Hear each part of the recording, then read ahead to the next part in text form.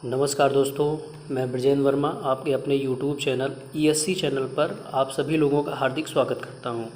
आज का जो ये वीडियो है ये बाल विकास के कंप्लीट रिवीजन से रिलेटेड है। अभी तक हम लोगों ने जितना भी पढ़ा है उन सब का वन लाइनर लेके मैं आपके लोगों के सामने आया हूं। तो ये पार्ट 1 है, 50-50 क्वेश्चन के मैं पार्ट बनाऊँगा और कंप्लीट रिवीजन करेंगे। और आई होप यहाँ से आपको क्वेश्चन एग्ज़ाम में ज़रूर देखने को मिलेंगे। चलिए वीडियो की शुरुआत करते हैं। पहला पॉइंट है कि बालक के विकास की प्रक्रिया जन्म या प्रसव पूर्व से प्रारंभ हो जाती है। तो ये क्वेश्चन पूछा गया था एग्ज़ाम में। इसमें यही पूछा गया था कि बालक का जो विकास है वो कब से कब तक चलता है। तो बालक का विकास जन्म से शुरू होकर कहाँ तक चलता है, मृत्यु तक चलता है। अगला पॉइंट है पॉइंट नंबर 2।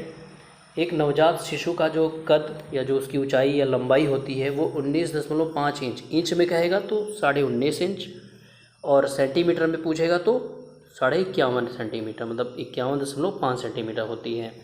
और नवजात शिशु का जो भार होता है, स्वस्थ बच्चे का जो वज़न होता है वो 7.5 पाउंड या 3.2 किलो होता है। फिर एक यहाँ पे कथन है थॉर्नडाइक महोदय का, उन्होंने ये परिभाषा दी थी कि 3 से 6 वर्ष तक बच्चा अर्ध स्वप्नों में रहता है। तो क्वेश्चन अगर पूछेगा तो इस तरीके से आपसे एग्ज़ाम में पूछ लिया जाएगा कि बच्चा अर्ध स्वप्न में किस अवस्था में रहता है। तो जाहिर सी बात है 3 से 6 वर्ष की जब हम बात करेंगे तो ये उत्तर शैशवावस्था है। ध्यान देना है हमें, उत्तर शैशवावस्था अगर है ऑप्शन में तो पहले उत्तर शैशवावस्था ही सही होगा, अगर वो नहीं है तब शैशवावस्था सही हो जाएगा। कथन किसका है, थॉर्नडाइक का है। आगे बढ़ते हैं। अगला एक और यहाँ पर कथन है कि मनुष्य, मिसप्रिंट है यहाँ पे, मनुष्य को जो कुछ भी बनना होता है प्रारंभ के 4-5 वर्षों में बन जाता है। ये इम्पॉर्टेंट परिभाषा है, कई बार एग्ज़ाम में पूछी भी जा चुकी है। ये किसने कहा था, ये कहा था सिगमंड फ्रायड ने। फिर एक नवजात शिशु में हड्डियों की संख्या लगभग 270 होती है। बालक के दांतों का निर्माण बालक के जन्म से पहले ही शुरू हो जाता है। ये ध्यान रखना है, दांतों का निर्माण जन्म के बाद नहीं होता, वो तो निकलते हैं जन्म के बाद, लेकिन जो निर्माण है वो जन्म पूर्व ही शुरू हो जाता है। फिर जन्म के समय बालक, यहाँ पे बालिका है, ध्यान दे दीजिएगा, यहाँ पे लिखा हुआ है बालिका, ठीक है। जन्म के समय बालक जो है वो बालिका से 0.5 सेंटीमीटर लंबा होता है।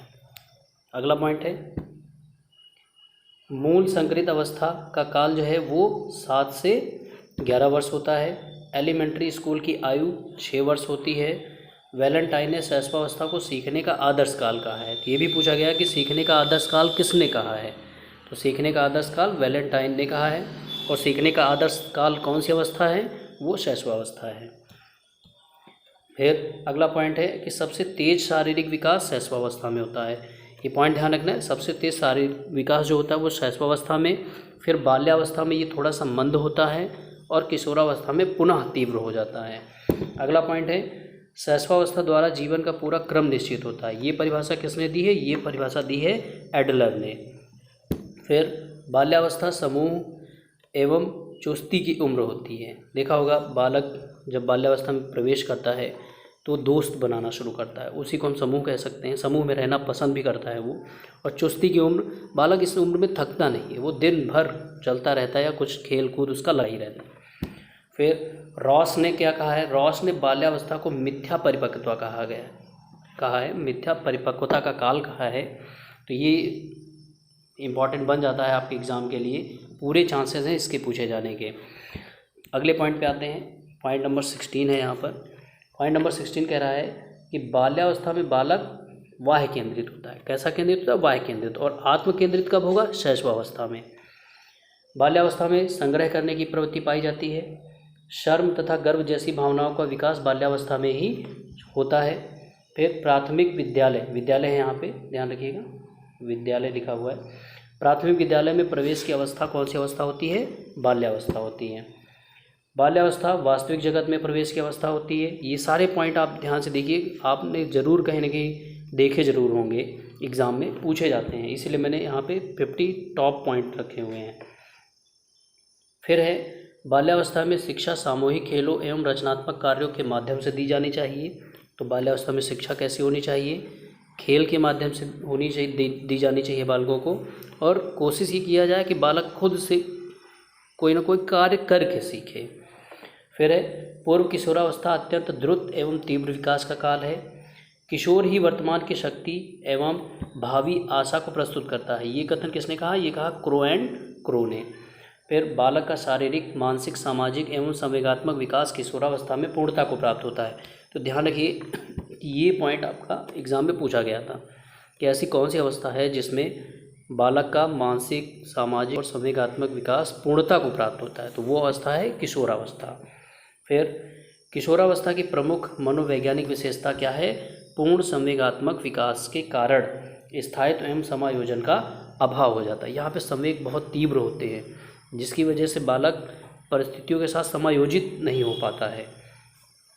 फिर स्टैनले हॉल कहाँ के मनोवैज्ञानिक थे? ये अमेरिका के मनोवैज्ञानिक थे। स्टैनले हॉल की ये जो परिभाषा है, ये मोस्ट इम्पॉर्टेंट परिभाषा है। ये लगभग मान के चलिए हर दूसरे टेट या सीटेट एग्ज़ाम में पूछ ली जाती है कि स्टैनले हॉल ने, और ये सुपर टेट में भी पूछी गई थी, मुझे याद है टेट मैंने दिया हुआ है सुपर टेट, वहाँ पर भी ये पूछी गई थी कि स्टैनले हॉल ने किशोरावस्था को 4 शब्दों के रूप में परिभाषित किया है: संघर्ष, तनाव, तूफान एवं विरोध की अवस्था। बाकी परिभाषा इनकी आगे है, लेकिन ये शब्द अगर कहीं भी आ जाए, पूछ लेता ये किसने कहा, तो वो स्टैनले हॉल ने कहा है। फिर आगे है किशोरावस्था के बाद बालक वास्तविक जगत में आ जाता है। जाहिर सी बात, किशोरावस्था जब बालक किशोरावस्था में होता है या किशोरावस्था पूर्ण होती है तो वो मेच्योरिटी आ जाती है उसके अंदर, वयस्क अवस्था में आ जाता है, और जिससे वो वास्तविक जगत के बारे में जानना शुरू कर देता है। किशोरावस्था में बालक अपने व्यवहार की सामाजिक स्वीकृति चाहता है। मोस्ट इम्पॉर्टेंट पॉइंट है कि किशोरावस्था में बालक क्या होता है कि वो ये चाहता है कि हम जहाँ भी जाएं, जो भी करें, तो लोग मुझे नोटिस करें, लोग मुझे प्राथमिकता दें, मेरी बड़ाई करें या मेरा सम्मान करें। तो वही चीज़ है यहाँ की, वो सामाजिक स्वीकृति का मतलब यहाँ पर यही है। फिर आगे है किशोरावस्था में बालक अपने संपर्क समूह का सक्रिय सदस्य हो जाता है। देखिए, समूह बनाने की प्रक्रिया शुरू होती है बाल्यावस्था में, लेकिन सक्रिय सदस्य कब बनता है? वो किशोरावस्था में बनता है। फिर एक पाठ्यक्रम से रिलेटेड यहाँ पे एक पॉइंट है कि पाठ्यक्रम का अर्थ दौड़ का वह पथ है जिस पर दौड़कर बालक अपने व्यक्तित्व का विकास करता है। इसी से रिलेटेड ये नीचे डेफिनेशन दी हुई है, कनिंघम महोदय ने दी थी, और ये भी मोस्ट इम्पॉर्टेंट है, कई बार एग्जाम में पूछी गई है कि पाठ्यक्रम शिक्षक के हाथों में एक साधन है जिससे वह अपने छात्र को अपने कला कक्ष में अपने शैक्षिक लक्ष्यों के अनुसार ढालता है। आगे एक पॉइंट है, निचली कक्षाओं में शिक्षण की जो खेल पद्धति है वो मूल रूप से विकास एवं अभिवृद्धि के मनोवैज्ञानिक सिद्धांतों पर आधारित है। नेक्स्ट पॉइंट है कि बालकों की सोच अमूर्तता की अपेक्षा मूर्त अनुभवों एवं प्रत्ययों से होती है। यहाँ पे होती है लिखा हुआ है, मूल प्रत्ययों से होती है। यह अवस्था 7 से 11 वर्ष तक की है। ये चीज़ जब हम सिद्धांत पढ़ेंगे जीन पियाजे का, तो एक मूर्त संक्रियात्मक अवस्था उन्होंने बताई है जिसका समय होता है 7 से 11 वर्ष। बाकी इस पॉइंट का मतलब ये है कि बालकों की जो सोच है वो अमूर्तता की अपेक्षा मूर्त अनुभवों एवं प्रत्ययों से होती है। बालक, अगर हम शैशवावस्था या बाल्यावस्था की बात करें या किशोरावस्था में भी हम अगर बात कर लें, हालांकि किशोरावस्था में उसके अंदर अमूर्तता आने लगती है, अमूर्त चिंतन शुरू कर देता है, लेकिन अगर हम बात करें उसकी 6 से लेकर 12 वर्ष तक, ठीक, बाल्यावस्था में, तो बाल्यावस्था में बालक अपने दिमाग से ज़्यादा कुछ वो नहीं सीख पाता, मतलब खुद से सोचने की क्षमता भी उसकी विकसित नहीं होती है। तो वो जैसे कोई समस्या आएगी तो जो उसको दिखेगा वो सिर्फ उसी को कहेगा, ठीक है, वो उसमें ये नहीं बता पाएगा कि मतलब अमूर्त चिंता, उसके पीछे का गूढ़ रहस्य जिसको आप कह सकते हैं, उसको नहीं जान पाता है वो। जैसे इसका एक सिंपल सा उदाहरण हम ले लें, अगर मान लीजिए हम ये यहाँ पे दिखा दें कि एक बाल्टी है या एक इस तरीके से कोई टब है और इसमें पानी भरा हुआ है, नियर अबाउट वो है 5 लीटर के समथिंग, और एक थोड़ा सा इस तरीके से दिखा दे और यहाँ भी हम 5 लीटर दिखा दें, ठीक। अगर हम वहाँ इसमें पूछ लें कि बाल्यावस्था के बालक से पूछ लें कि किस में पानी ज़्यादा है, तो वो इस वाले को ज़्यादा, मतलब इस वाले को पहले कहेगा, क्योंकि उसमें दिखाई उसको ये रहा है कि ये ज़्यादा, ये बड़ा है इसलिए इसमें ज़्यादा आएगा। अमूर्त चिंतन उसके पास नहीं है, यहाँ पे उसके पास मूर्त चिंतन है। आई होप पॉइंट क्लियर हो गया होगा। फिर अगर कोई समस्या होती तो आप कमेंट कीजिएगा, हम वहाँ पे आपकी समस्या का समाधान करेंगे। नेक्स्ट पॉइंट जो है यहाँ पर, ये भी इम्पॉर्टेंट पॉइंट है। कह रहा PSRN पूछ लेता है, फुल फॉर्म भी पूछा जाता है कि इसका फुल फॉर्म बताओ। तो P का मतलब प्रॉब्लम, S का मतलब हो गया सॉल्यूशन, और R का मतलब हो गया रीजनिंग, N का मतलब हो गया नंबर एबिलिटी, मतलब समस्या, उसका समाधान, तार्किकता और आंकिक क्षमता। ये PSRN का फुल फॉर्म है। आगे बढ़ते हैं। अगला पॉइंट जो है यहाँ पे कह रहा विकास के सिद्धांत के अनुसार, विकास के सिद्धांत के अनुसार सभी की विकास दर एक समान नहीं होती है। ये भी बाल विकास से रिलेटेड एक इम्पॉर्टेंट पॉइंट कह सकते हैं हम इसको, कि विकास के सिद्धांत में ये बताया गया है। आगे हम लोग नेक्स्ट वीडियो जो आएगा मतलब रिवीजन के बाद, तो वहाँ पे विकास के सिद्धांत को ही पढ़ेंगे। एक सिद्धांत को टॉपिक वाइज फुल डिटेल में हम लोग पढ़ेंगे कि कोई भी क्वेश्चन हमारा छूटने ना पाए एग्ज़ाम का।